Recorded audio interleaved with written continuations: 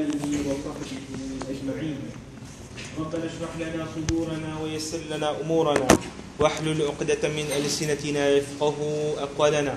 اللهم فقهنا في الدين وعلمنا التأويل واهدنا إلى صراطك المستقيم. وصل اللهم على سيدنا محمد عبدك ونبيك ورسولك النبي الأمي وعلى آله وصحبه وسلم. وبعد. Alhamdulillah, bersyukur kita kepada Allah Subhanahu wa taala kerana sekali lagi kita dapat dipertemukan untuk kita mendiskusikan kitab yang amat penting yang bernama Risalah Al-Jami'ah. Karangan siapa? Al-Habib Ahmad bin Zain Al-Habashi radhiyallahu taala anhu. Ini dikira sebagai majlis ke berapa? Ketiga. Kita alhamdulillah dah masuk kepada majlis yang ketiga. Yang sebelum ni kita dah bincang secara turutan. Pertamanya berkenaan dengan penulis Bidatul Pengarang, betul tak? Kemudian kita dah terangkan berkenaan dengan berkenaan dengan kitab ini, dan juga kita dah terangkan berkenaan dengan kandungan kitab dan juga kepentingan dia. Betul tak? Kita dah terangkan dah melalui perbahasan berkenaan dengan hadis Jibril. Betul tak? Kita dah terangkan perkara tersebut. Kemudian kita ambil daripada minggu lepas perbahasan yang kita baca sedikit saja daripada kitab, iaitu perbincangan berkenaan dengan Bismillahirrahmanirrahim dan juga perbincangan berkenaan dengan Alhamdulillah, kan? Kat situ kan, Alhamdulillahi Rabbil Alamin. Kan kita dah ambilkan pada minggu lepas. Minggu lepas tak ada lah, minggu yang sebelum tu. Boleh kan? Minggu sebelum lepas, kan? Okey, baik. Hari ini insya-Allah kita akan sambung balik perbincangan kita dalam kitab Risalah Jami'ah. Masing-masing ada kitab kan? Kita tengok, kita baca. Tak ada kitab? Hamdan macam mana orang tak ada kitab kan? Tak bagi dah. Hilang ni, tak ada lagi. Yang ada tu tak berhenti betul siap lah, insya-Allah. Baik, kita tengok. Qala al-musannif rahimahullah wa nafa'ana bihi wa bi'ulumihi wa bi'ulumi masyayikhina fid darain amin. Qala bismillahirrahmanirrahim. Kata tuan pengarang, bismillahirrahmanirrahim. Kita dah terang pada minggu lepas berkenaan dengan bismillah, kenapa dimulakan dengan bismillah dan juga maksud bismillah, betul tak? Kemudian kata musannif lagi, alhamdulillahirabbil alamin. Apa maksud alhamdu? Kita dah terang kan secara maksud secara definisi dia, kan? Secara definisi. Maksudnya apa? Pujian kepada apa? Hanya lupa. Puji apa? Layak dipuji? Yang layak dipuji. Iya ke?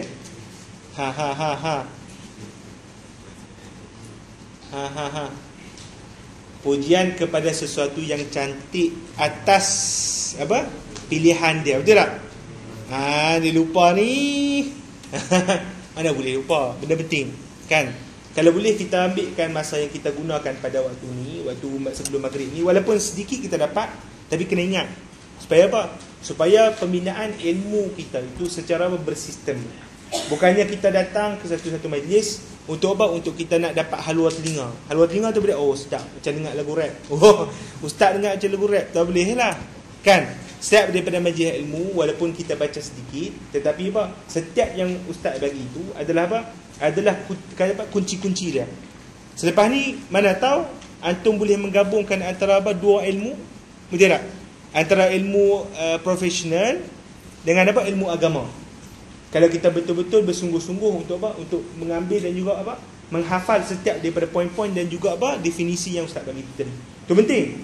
Sebab apa? Nanti kalau antum masuk perbahasan kitab-kitab yang lain, kan? Nanti kita masuk kepada perbahasan kitab-kitab yang tinggi, Ihya Ulumuddin yang berjilid-jilid besar tu, kesemua perbahasan dekat situ dia pun dekat situ definisi tu. Kalau adik-adik semua hafal definisi tu, dia akan dia semua pusing kat situ. Cuma dia masuk dalam perbahasan detail aja. Boleh faham? Tu penting untuk untuk adik-adik hafal semua ni. Okey. Alhamdulillah, maksud alhamdulillah dia terjemahan direct Melayu, segala puji bagi Allah, kan? Segala puji bagi Allah Rabbil Alamin. Rabbil Alamin, apa maksud Rabbil Alamin? Tuhan sekalian alam. Itu terjemahan secara direct. Tapi kalau kita masuk kepada kitab-kitab yang berbahas secara detail sikit, perkataan Rabbu ada 14 makna. Perkataan Rabbu ada 14 makna, tapi kita tak terang lah kat sini 14 tu. Antara makna Rabb adalah pemilik. Antara makna Rabb, pencipta. Antara makna Rabb, pemberi nikmat. Antaranya apa dia? Raja, sultan. Itu pun dimaksudkan dengan apa? Rabb. Boleh nak? Antara maksud Rabb juga adalah penjaga. Penjaga. Sebab tu dinamakan bagi perempuan yang menjadi suri rumah dengan perkataan Rabbatul Bait. Maksud Rabbatul Bait, suri penjaga rumah. Kan? Dia yang tugas dia. Dia punya apa? Skop kerja dia, kan? Rabbatul Bait. Boleh faham tak? Itu yang dimaksudkan dengan perkataan Rabb. Tapi banyak. Okay, jadi kalau kita terjemahkan kat sini dengan perkataan Rabb dengan 14 makna yang berbeza tu, boleh masuk dengan alamin tadi. Okay, kalau kita kata penjaga bagi sekalian alam, boleh tak? Boleh. Sebab apa? Allah sentiasa menjaga kita, betul tak? Antara susah dan senang, boleh. Antara makna Rabb lagi ada raja bagi sekalian alam, masuk tak? Masuk. Memang Allah Ta'ala raja bagi sekalian alam, kan? Raja daripada alam dunia dan juga alam akhirat. Kan Allah sebut dalam Al-Fatihah apa? Maliki Yaumiddin. Apa maksud Maliki Yaumiddin? Raja bagi apa? Hari pembalasan, itu hari akhirat. Boleh. Antaranya lagi yang telah maksud apa dia? Rabb tadi adalah pemberi nikmat.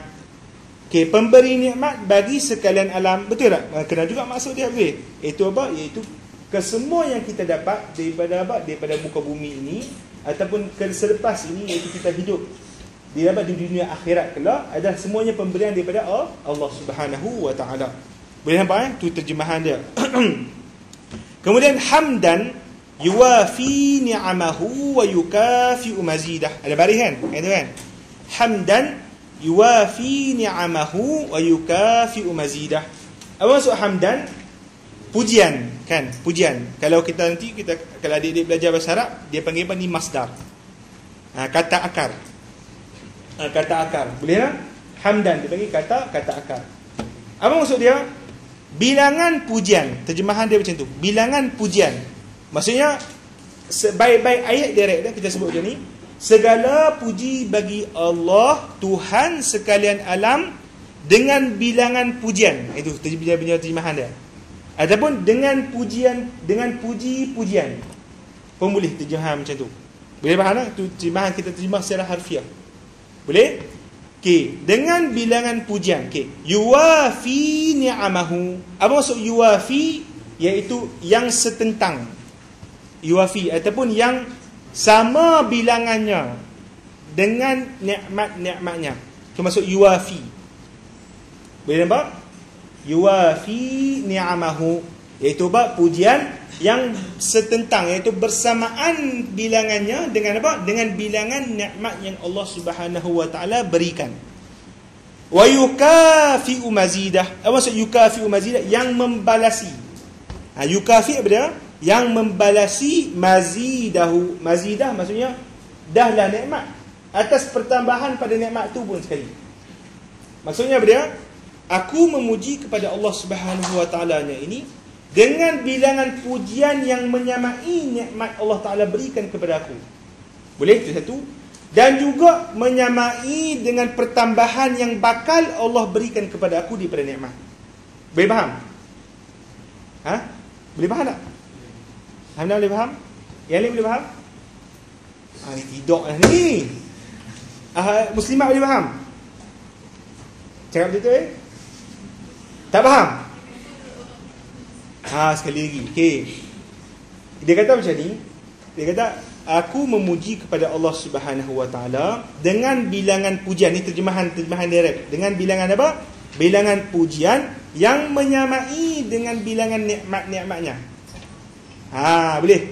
Yang menyamai dengan apa? Dengan nikmat-nikmatnya dan juga mencukupi ataupun membalasi bagi apa? Bagi nikmat yang bakal akan ditambah nanti. Boleh nampak? Maksudnya apa dia ni? Dia punya teknik pujian, ni pujian yang diajar oleh Nabi SAW. Apa dia? Kita nak nyatakan teknik pujian kita macam mana tu? Macam mana kita nak cara puji pada Allah Subhanahu wa taala? Apa dia yang dimaksudkan dengan pujian cara ni? Iaitu apa? Kita nak menyatakan pujian yang tidak terhingga. Pujian yang apa? Yang tidak terhingga. Kenapa? Nikmat yang kita dapat dan bakal kita dapat, boleh tak kita hitung? Boleh tak? Boleh kira. Nikmat pertama saya hidup. Kemudian nikmat saya handsome. Kan? Nikmat mata saya boleh pakai. Kemudian nikmat saya boleh bercakap. Nikmat saya boleh duduk. Nikmat sebenarnya tak boleh dikira langsung. Satu dia sebut dalam Al-Quran, wa in ta'uddu ni'matallahi la tuhsuha. Kalau kamu nak bilang sekalian nikmat-nikmat yang Allah Ta'ala berikan kepada kamu, la tuhsuha. Maksudnya kamu tidak akan sesekali mampu mengira nikmat tersebut. Boleh faham? Iaitu ni pujian yang Nabi ajar kepada kita untuk apa? Untuk kita seni bahasa pujian bermunajat kepada Allah Subhanahu Wa Taala yang apa? Yang cara yang indah, cara yang tinggi. Kalau kita sebut cara puji biasa, aku puji kepadamu ya Allah dengan pujian yang infinity, macam tak best pula. Betul tak? Kan?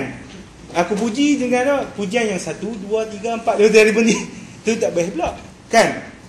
Dia puji-puji, kita nak puji cara apa? Cara yang terbaik adalah apa? Puji yang disebut oleh Nabi SAW ni. Yang kita doa dalam tu kan? Kita doa Allah alhamdulillahi rabbil alamin hamdan yuwafi ni'amahu wa yukafi'u mazidah. Tu cara pujian yang Nabi SAW ajar. Ada apa? Ada keindahan bahasanya situ. Di samping menyatakan pujian itu terhadap apa? Terhadap keesaan Allah Subhanahu Wa Taala, keagungan Allah Subhanahu Wa Taala, dan menandakan juga kepada apa? Kepada terhutangnya budi seorang hamba pada Tuhan dia. Betul tak? Iaitu apa? Iaitu mengingatkan kita kepada nikmat Allah Subhanahu Wa Taala yang maha banyak kepada apa? Kepada kita. Boleh apa? Yang puji yang ada apa? Yang ada keindahan pada bahasa dan ada apa? Ada nilai tinggi daripada sudut apa? Sifat kehambaan pada Allah Subhanahu Wa Taala. Itu penting. Ya. Okey. Kemudian nak cerita detail lagi. Ustaz 2 ayat ni. Bila nak habis ni kami nak habis asasi lah. Kan? Tak apa, kita baca. Jadi boleh faham? Boleh faham tuan-tuan? Okey. Wa sallallahu ala sayyidina Muhammad wa ala alihi wa sahbihi wa sallam. Wa sallallahu, apa maksud wa sallallahu? Selawat kan? Selawat serta salam kepada siapa? Kepada penghulu kita Nabi Muhammad sallallahu alaihi wasallam, dan juga kepada alihi. Alihi siapa? Ahli keluarga baginda. Wa sahbihi, siapa sahbihi? Para sahabat baginda Nabi sallallahu alaihi wasallam. Apa maksud selawat? Selawat maksudnya kita memohon kepada Allah Subhanahu Wa Taala untuk merahmati baginda Nabi. Itu maksud untuk apa? Untuk merahmati dan juga mengagungkan baginda Nabi sallallahu alaihi wasallam. Itu maksud selawat. Boleh? Satu kita sebut, ya Rabbi salli 'alan nabi.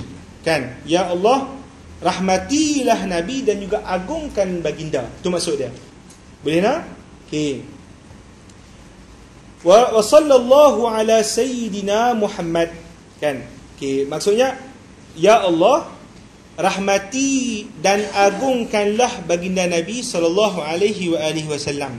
Okey, nanti kita akan belajarlah siapa dia baginda Nabi sallallahu alaihi wasallam nanti dalam bab akidah yang kita akan baca nanti. Wa ala alihi, dan juga kepada keluarga baginda. Siapa ahli keluarga baginda? Siapa? Ahli bait. Ahli bait tu maksudnya pada siapa? Si baginda anak. Okey, bila disebut perkataan ahli bait, kata ulama, ada beberapa tafsiran berkenaan dengan ahli bait dalam ucapan-ucapan tertentu. Kalau contoh, apabila disebut ahli bait dalam ayat Al-Quran, contohnya apa? Innama yuridullahu an yuzhiba ankumur rijsa ahlal bait wa yutahhirukum tathira. Tu perkataan ahli bait. Bila disebut perkataan ahli bait dalam ayat tu, maksudnya apa? Maksudnya pertama adalah ahli kisah. Apa dia ahli kisah? Apa maksud ahli kisah? Ahli kisah adalah orang yang yang Nabi SAW sebut sebagai ahli baitnya tak kala Nabi memeluk dia dan juga menyelebung dengan dengan pakaian baginda Nabi SAW. Nabi waktu tu dia ada ridak, biasa nampak yang kain panjang tu orang letak kat sini. Kita panggil apa? Selempang Melayu. Selendang. Selempang yang ni kan. Okey, selendang lah kan. Okey. Nabi SAW selubungkan kepada siapa? Pertama Sayyidina Ali, yang kedua Sayyidatina Fatimah, dan yang ketiga dan juga yang keempat sebenarnya Sayyidina Al-Hasan dengan Sayyidina Al-Husin. Ada berapa orang? 4 orang. Pertama siapa? Sayyidina Ali, kedua Sayyidatina Fatimah, dan ketiga Sayyidina Al-Hasan dengan Sayyidina Al-Husin. Boleh tu dipanggil ahli kisah. Bila disebut ahli kisah dalam bahasa kitab-kitab ni, dia maksudnya 4 orang ni. Boleh nampak tak? Kerana 4 orang ni lah yang datangnya keturunan Nabi selepas tu. Kita daripada Al-Habib, geng-geng Ba'alawi, semua daripada Sayyidina Al-Husin. Kan ahli ahdal, nanti kita akan tengoklah keturunan-keturunan apa, jalur-jalur keturunan Nabi. Boleh tak? Tu yang pertama, tafsiran yang pertama, iaitu daripada ayat Al-Quran. Boleh nampak? Okey. Yang kedua, tafsiran yang kedua, maksud perkataan ahli bait adalah apa? Adalah sekalian umat Islam. Sekalian apa? Umat Islam. Sama ada yang apa? Yang bertakwa ataupun yang berdosa. Itu yang kedua. Di manakah untuk kita letakkan makna yang kedua ni? Disebutkan oleh ulama, kita letakkan makna yang kedua ni pada apa? Pada maqam doa. Apa maksud pada maqam doa? Iaitu tak kala perkataan alihi disebutkan dalam berdoa. Boleh faham? Tak faham? Tak faham. Okey, bagus. Ini kita suka. Cakap jarak. Okey, baik. Sekali lagi, perkataan pertama tadi, alihi, kan alihi, yang kita tafsirkan dengan tafsiran yang pertama, iaitu sebab ahli kisah, betul tak? Ahli kisah itu 4 orang tu, Sayyidina Ali, Sayyidina Al-Fatimah, Sayyidina Al-Hasan, Sayyidina Al-Husin, adalah pada tafsiran ayat tadi yang saya baca tadi. Boleh faham? Okay, itu boleh faham lah itu. Yang tu dia punya tafsiran yang masyhur. Kemudian ada satu lagi yang menafsirkan makna alihi tu. Perkataan ahli, maksud yang kedua. Jadi maksud yang pertama ahli kisah. Maksud yang kedua adalah apa? Kesemua orang yang mukmin. Sama ada yang apa? Yang bertakwa ataupun yang berdosa. Boleh faham? Yang berdosa itu maksudnya orang kelabing ke apa semua, maksud sekali lah. Kita pun sekali lah orang berdosa. Bukan baik mana pun. Kan? Boleh nampak? Okay, jadi kita kata tafsiran yang kedua ni, tafsiran apa? Yang kedua ni adalah kita letakkan pada mana? Pada perkataan Ali itu disebut tak kala berdoa. Kan kita sebut doa kan? Sallallahu alaihi wasallam Muhammad wa ala alihi wa sahbihi wasallim. Boleh? Apabila perkataan Ali itu disebutkan dalam apa? Dalam maqam doa, iaitu tak kala kita berdoa, maka eloknya ditafsirkan perkataan Ali itu merujuk kepada siapa? Seluruh umat Islam. Tak kira orang yang apa? Orang yang bertakwa ataupun orang yang berdosa. Boleh faham? Dia ada 2 lagi maqam, tapi kita tak cerita. Itu kita basuh kitab-kitab yang panjang-panjang nanti. Okey, boleh faham tak? Okey, boleh nampak? Okey, wa sahbihi, sahabat Nabi sallallahu alaihi wasallam. Siapa dia sahabat Nabi? Apa definisi sahabat? Siapa yang dihidupkan? Apa dia? Hidup bersama dengan Nabi. Yang itu? Dan bertemu dengan Nabi. Nabi. Kita sahabat ah? Kita sahabat kita. Okey, apa definisi Nabi? Apa definisi Nabi? Definisi sahabat adalah barang siapa yang berkumpul bersama-sama dengan Nabi sallallahu alaihi wasallam dan beriman dengan baginda, dan kemudian mati atas iman tersebut. Itu siapa dia? Itu para sahabat. Maksudnya apa kita sebut? Orang sahabat apa yang berkumpul dengan baginda Nabi sallallahu alaihi wasallam. Kemudian beriman dengan baginda, kemudian mati atas iman tersebut. Boleh? Adakah kita syaratkan bagi seorang itu dikira sebagai sahabat, iaitu dia lihat Nabi? Adakah kita syaratkan demikian? Betul? Sebab apa? Saya tak sebut definisi tadi. Kan? Sebab ada sahabat yang apa? Yang buta, betul tak? Siapa dia sahabat yang buta? Abdullah bin Maktum. Boleh. Jadi kita katakan bahawa sahabat, kita tidak syaratkan untuk apa? Sahabat itu menjadi sahabat dengan hanya dia melihat Nabi. Hanya dikira untuk dia berkumpul dengan apa? Berkumpul dengan Nabi dan Nabi melihatnya, ataupun berkumpul lah. Tak kira Nabi melihat dia ataupun dia berduduk sekali dengan Nabi SAW itu, dikira sebagai dia tu seorang sahabat. Boleh. Ada orang yang hidup di zaman Nabi sallallahu alaihi wasallam tapi tidak sempat berjumpa dengan Nabi sallallahu alaihi wasallam. Siapa dia? Antaranya Uwais Al-Qarni. Uwais Al-Qarni adalah orang yang orang yang beriman dengan Nabi, asal daripada Yaman. Dia tidak sempat untuk berjumpa dengan Nabi sallallahu alaihi wasallam. Dia dipanggil seorang tabi'in. Bukan dikira sebagai seorang sahabat. Boleh nampak? Okey. Ataupun satu lagi dipanggil, diistilahkan orang ni iaitu geng-geng apa? Geng-geng apa tadi? Geng-geng yang hidup sezaman dengan Nabi sallallahu alaihi wasallam tapi tidak sempat berjumpa dengan baginda, dipanggil mukhadramun. Dan bahasa apa? Istilah dia mukhadramun. Mim kha dha ra mim ya waw nun dan mukhadramun. Mukhadramun. Boleh tak? Itu golongan-golongan yang yang hidup pada dua zaman, iaitu hidup pada zaman jahiliah, kemudian dia masuk Islam tapi dia tak sempat berjumpa dengan Nabi sallallahu alaihi wasallam. Tu diistilahkan dengan istilah yang sedemikian. Boleh tak? Okey, boleh. Tapi kalau dia jumpa dengan sahabat, dia dipanggil sebagai tabi'in. Boleh nampak? Okay. Boleh faham? Itu yang pertama yang dimaksudkan dengan sahabat. Sahabat ada berapa orang semua? Ramai. Hanya berapa kan ramai? Berapa? 20,000? 500,000. 100,000. Yang direkodkan dalam Hajjatul Wada' iaitu apa? Iaitu perkumpulan terbesar di kalangan apa? Di kalangan masyarakat Arab dengan Nabi sallallahu alaihi wasallam, direkodkan oleh Imam Abi Zur'ah ada berapa? 114,000. 114,000. Itu yang sempat direkodkan dalam bila Hajjatul Wada', haji perpisahan. Nabi buat berapa kali haji? Kali. Boleh tak? Hajjati al-Wada'. Boleh. Baik. Dikatakan itu yang apa? Itu yang apa? Yang direkodkan, sempat direkodkan. Tetapi sebenarnya para sahabat disebutkan oleh apa? Ulama-ulama hadis adalah bilangan sahabat itu tidak terhitung bilangannya. Kerana apa? Kerana pada tahun 9 Hijrah dipanggil sebagai tahun Amul Wufud. Am al-Wufud. Tahun apa? Tahun orang datang delegasi daripada luar, daripada ramai. Kan, untuk berjumpa dengan Nabi sallallahu alaihi wasallam.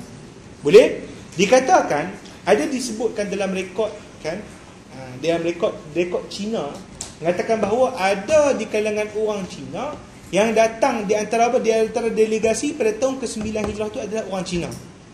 Ada disebutkan bahawa orang Cina tersebut datang kemudian melukis wajah Nabi sallallahu alaihi wasallam.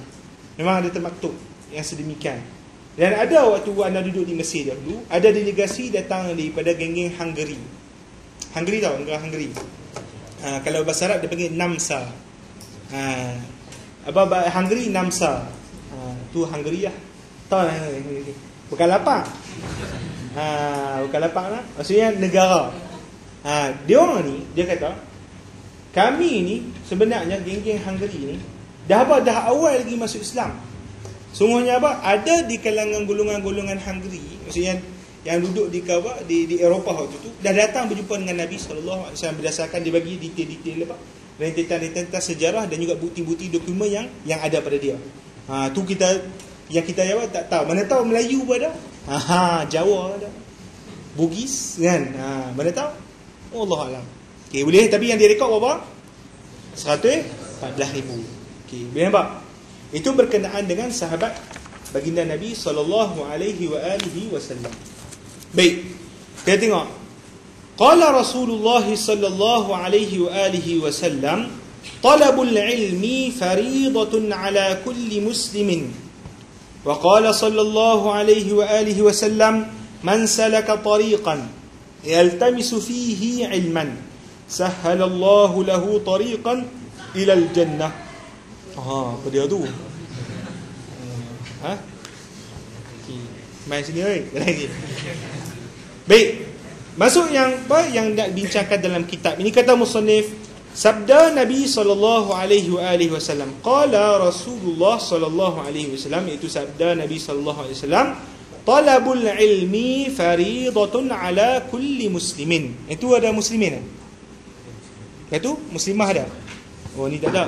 Yang anda punya dalam anda punya naskah ni tak ada muslimah. Itu ada muslimah. Itu yang lebih inilah. Okey, baik. Baik. Apa maksud dia? Sabda Nabi SAW, menuntut ilmu, talabul ilmi maksudnya menuntut ilmu faridatun. Apa maksud fardu? Wajib. Faridatun ala kulli muslimin, ke atas setiap apa? Muslim. Dalam riwayat itu disebut muslimah. Itu riwayat Ibnu Majah. Kan? Riwayat Ibnu Majah. Okey. Apa maksud menuntut ilmu itu wajib? Cepat. Apa maksud wajib menuntut ilmu tu? Ilmu apa yang wajib kita kena tahu? Fardu ain? Ilmu akidah? Ilmu apa? Cepat. Ilmu apa? Ilmu fardu ain kita yang mana? Yang kami belajar kafar je. Itu je. Apa dia? Cepat. Apa yang belajar dalam kafar? Akidah. Akidah yang mana? Yang dalam 10 jilid ke 20 jilid ke yang mana? Cepat.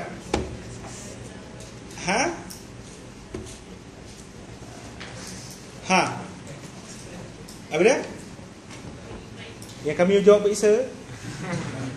Boy. Yang mana? Cepat. Bila disebut berkenaan dengan fardu, ulama apa? Ulama kita bagi membincangkan berkenaan dengan hadis ni. Kita tahu bahawa apa? Ilmu adalah apa? Adalah fardu bagi apa? Bagi setiap muslim dan juga muslimah mencari. Kenapa yang pertama tu ilmu dikira sebagai fardu?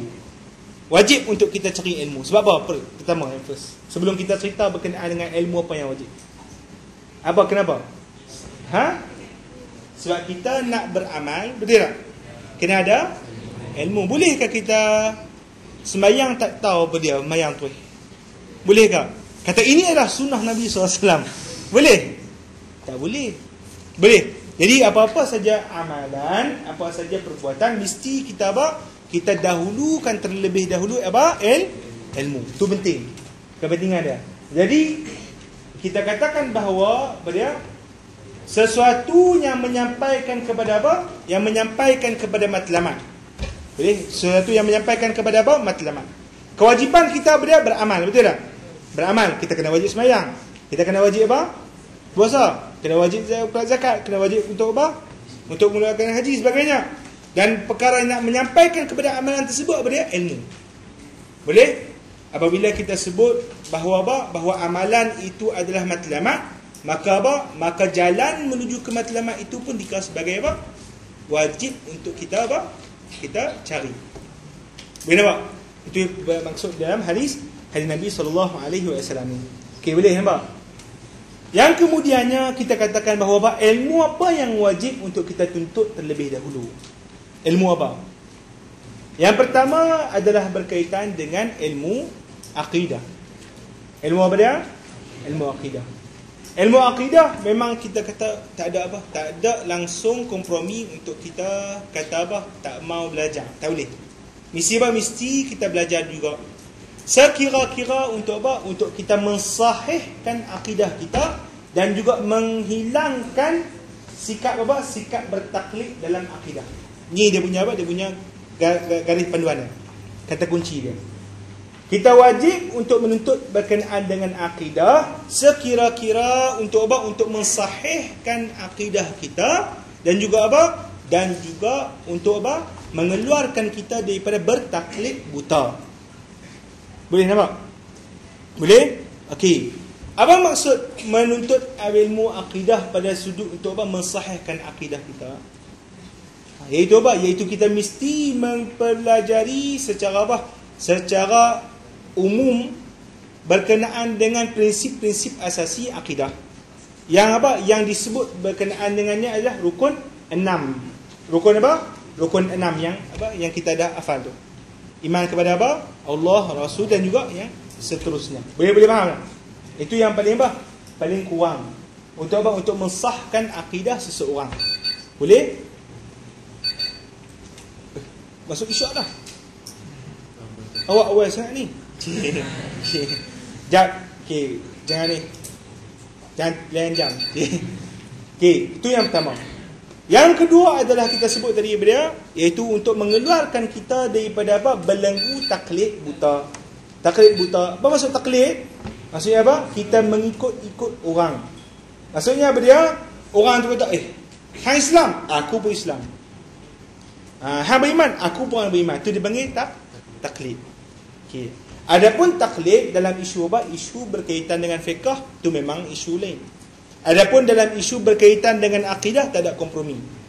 Tak ada dalam Islam dipanggil apa? Dipanggil aku hang macam tu, aku pun macam tu. Hang Islam, aku pun Islam. Mak pak aku Islam, aku pun Islam. Tak ada. Kita panggil apa? Tak ada istilah tu. Orang Islam adalah orang yang intelek.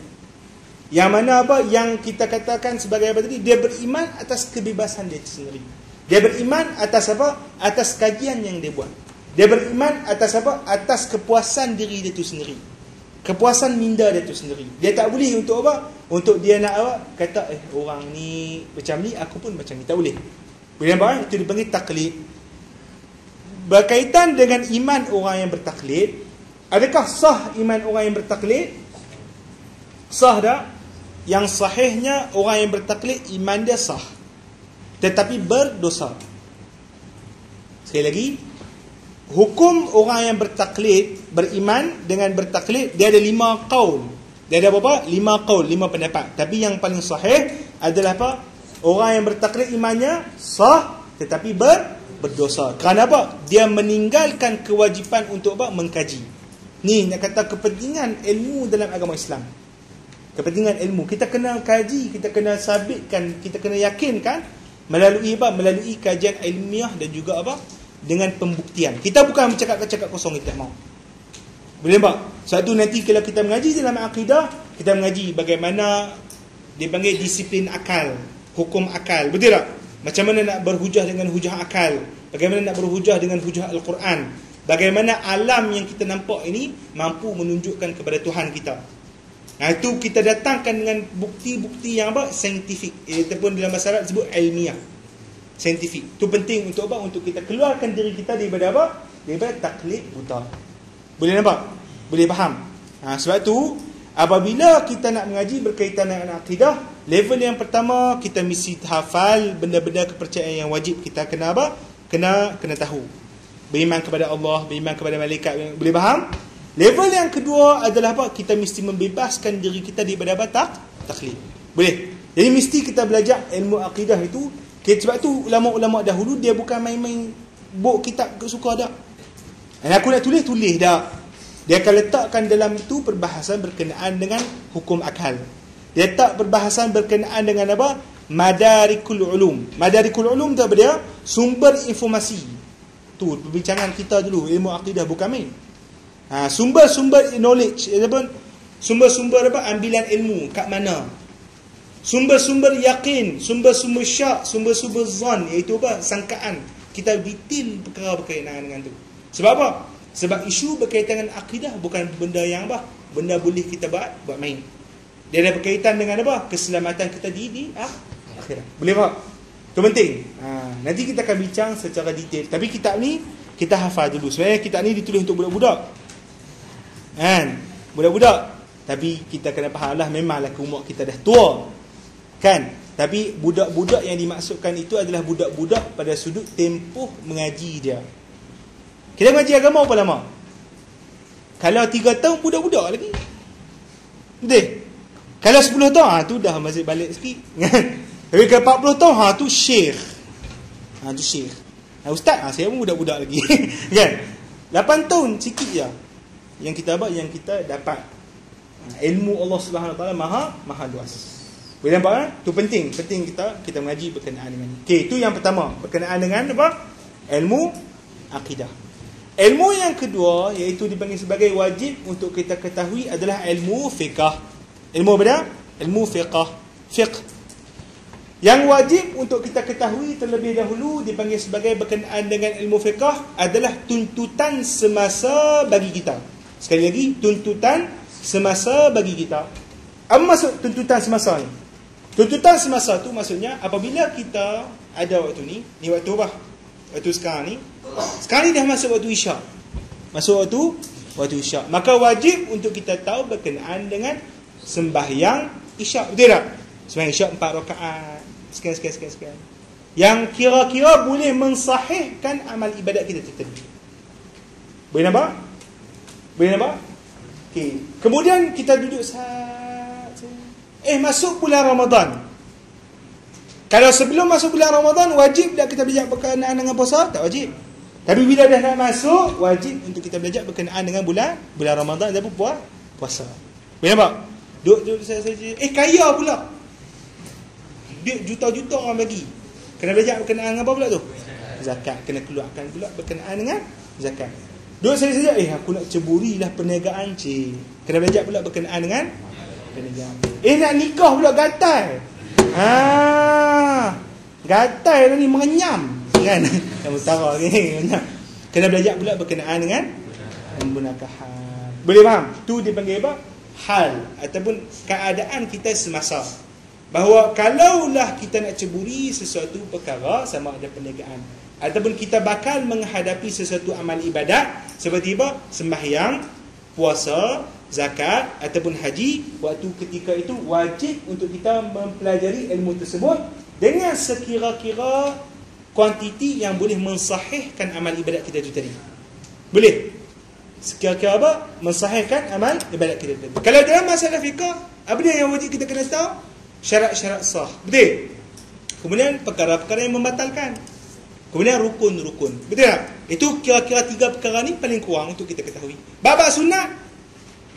Wajib tak? Kira sunat. Boleh nampak? Boleh nampak? Boleh faham? Tu dia panggil apa? Panggil tuntutan kita dan juga kewajipan kita. Boleh? Itu yang keberapa? Yang kedua. Yang ketiga adalah ilmu berkenaan dengan tasawuf. Akhlak. Apabila kita sebut berkenaan dengan akhlak, apa yang wajib untuk kita ketahui adalah apa? Adalah bagaimana untuk kita nak membezakan hal yang apa? Hal hati kita sama ada berada dalam kotor ataupun dalam keadaan yang bersih. Ilmu berkaitan dengan akhlak ni dia tak ada masa. Dia tak ada apa? Dia tak ada masa. Dia mesti kita mengaji sepanjang masa. Macam ilmu akidah juga. Tapi kalau ilmu fiqh dia ada apa? Dia ada masa, betul tak? Dia berkenaan dengan tuntutan semasa. Tetapi waktu berkenaan dengan ilmu tasawuf, iaitu berkenaan dengan hati, kita apa? Kita mesti tahu ilmu ini sepanjang masa. Daripada kecil kena belajar dah akhlak. Sebab tu tuntutan bagi anak-anak kecil, bani adik-adik ke semua dah nikah, dah ada anak ke semua. Apa dia yang perlu untuk kita ajak anak-anak kita? Yang pertama akidah. Yang kedua akhlak. Tuntutan akhlak dan juga tasawuf. Ini yang kedua. Yang ketiga baru fiqh. Boleh nampak? Okey. Bila kita nak mengaji berkenaan dengan apa? Berkenaan dengan akhlak tu tadi. Okay, contoh berkenaan dengan hasad. Baru nak jadi hasad ke baru nak pergi mengaji? Hasad dengki? Dah memang kadang-kadang kita pun tak sedap, betul tak? Hasad dengki. Apa dia? Saya nak tahu Ustaz apa maksud hasad dengki dengan ghibtah. Dia ada istilah dia. Hasad dengki maksudnya kita nak supaya nikmat tu hilang daripada tangan orang. Aku nak dia ni hilang. Yang sedih ni aku nak hancur. Dia kan. Handset iPhone ni 6 Plus Z lah. Kan? Aku nak dia dicuri orang. Itu dia panggil hasad. Tapi kalau apa? Aku nak lah macam dia juga. Tapi dia tak niat pun untuk apa? Untuk hilang benda tu daripada tangan orang. Itu dia panggil ghibtah. Ghibtah tu dia nak ada semisal dengan dia. Semisal dengan kawan dia tu tadi. Tapi dalam masa yang sama, dia tak ingin untuk apa? Untuk nikmat tersebut hilang daripada tangan kawan dia tu tadi. Tu apa dia? Ghibtah. Kalau hasad, dia dah ni, dia nak, tapi dia nak supaya apa? Nikmat tu hilang. Aku seorang yang dapat. Tu panggil hasad dengki. Tu kita akan belajar dalam masalah apa? Masalah ilmu tasawuf. Dia ada dalam ni. Nanti kita akan masuk secara sedikit demi sedikit. Boleh buat tak? Jadi yang kita kena mengaji berkenaan dengan ilmu ni yang sebut tadi adalah apa? 3 ilmu ni. Sebab apa ustaz ni ataupun adik-adik tanya, apa ustaz ni buat khususkan kepada 3 ilmu ni sebab apa? Dia apa dia? Dia hadis Jibril. Ataupun kita inilah intipati bagi agama. Betul? Dan kemudian ustaz dah bagi tahu dah berkenaan dengan juzuk-juzuk mana yang fardu ain, mana yang juzuk fardu kifayah. Fardu ain mana tadi? Kalau akidah, adakah kena mengaji 7 jilid? Tak ada pun. Boleh nampak? Sikit je pun. Boleh? Berkenaan dengan fiqah, kena mengaji berjilid tak? Tasawuf, tak. Tapi sekira-kiranya kalau kita habis kitab ni, insya-Allah dah selesai dah fardu ain. InsyaAllah. Boleh tak? Jadi kena main lah. Kan tak main. Kesabaran haram je. Sabar tak main, masuk neraka. Kita dah gurau. Jadi penting untuk kita apa? Kita hadiri majlis ilmu ni. Iaitu syarahan berkenaan dengan hadis. Hadis talabul ilmi faridatun ala kulli muslimin. Jadi insyaAllah sekadar itu saja. Kita akan sambung berkenaan dengan hadis yang kedua, dan juga kita akan sambung berkenaan dengan objektif penulisan kitab oleh penulis nanti insyaAllah pada minggu depan. Ada minggu depan? Ha? Haji ke? Haji dengan menuntut ilmu lah.